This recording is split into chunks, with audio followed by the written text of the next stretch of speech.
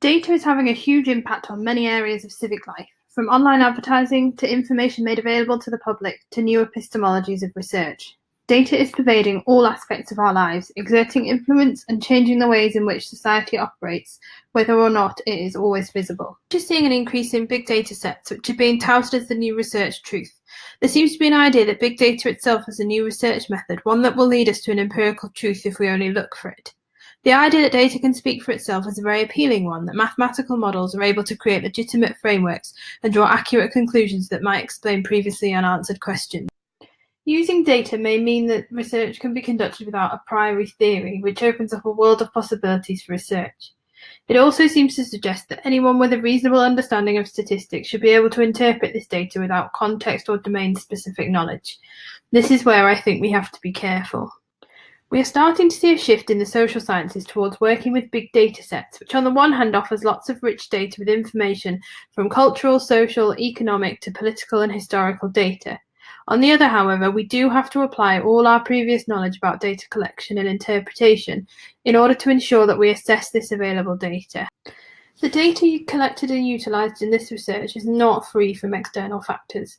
Systems are designed to capture certain types of data, and the analytics and algorithms used are based on scientific reasoning and have been refined through scientific testing. This is not to suggest that big data is not opening up new possibilities, rather that it should be used with caution.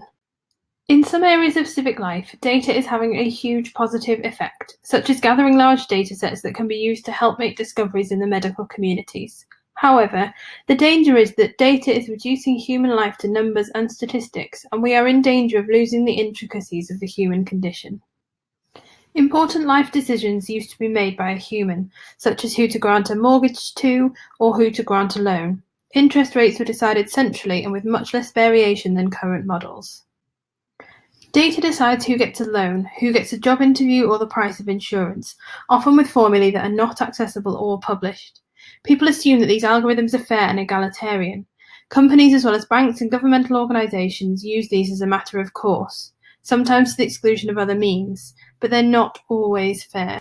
Cathy O'Neil refers to these as weapons of math destruction and points to several examples that highlight the potential pitfalls of over-reliance on data and algorithms. One such example is the use of COMPAS, which is a recidivism algorithm used in Florida in the US. Black defendants are 77% more likely to get higher risk scores than white defendants. Data is in danger of being used to the exclusion of all other markers to determine life-changing decisions. One model in teaching that has gained a lot of traction here in the UK recently, following major changes to the way in which we measure the accountability of schools, is the value-added model. This model is used currently in several school districts in the US and uses a statistical formula to determine how much value the teacher has added to the education of students. Teachers have been fired on the basis of this formula, which purports to take into account all aspects of a child's life, from socioeconomic background to their gender and ethnicity, as well as their prior test scores. Whilst on the surface this may seem to have considered all aspects of possible bias in the outcomes, there are still large issues with this as a formula. The issues often lie in the day-to-day school factors that are out of a teacher's control, such as class sizes or missing data from a child who was off on the day of the test, to the test itself, or the inability to be able to standardise scores across a school district. In our current society, access to data and the algorithms used to interpret it are increasingly the purview of those in power, either those who have the ability to write the algorithms or those who can pay others to do it for them. In an effort to counteract some of the opaqueness of such data and algorithms, there's a current push to make data more accessible and more widely available. Whilst on the one hand I applaud this, and I think transparency is the only way to hold organisations to account for the way they handle their data, I do have concerns about simply publishing big data sets and then companies calling that their job done. The confidence in the British public to read and interpret data and statistics is low and falling. According to the 2011 Skills for Life survey, 21.8% of the population have numeracy skills that are level 2 or above. To put that into context, the other 78.2% will struggle to compare products and services or to work out a budget.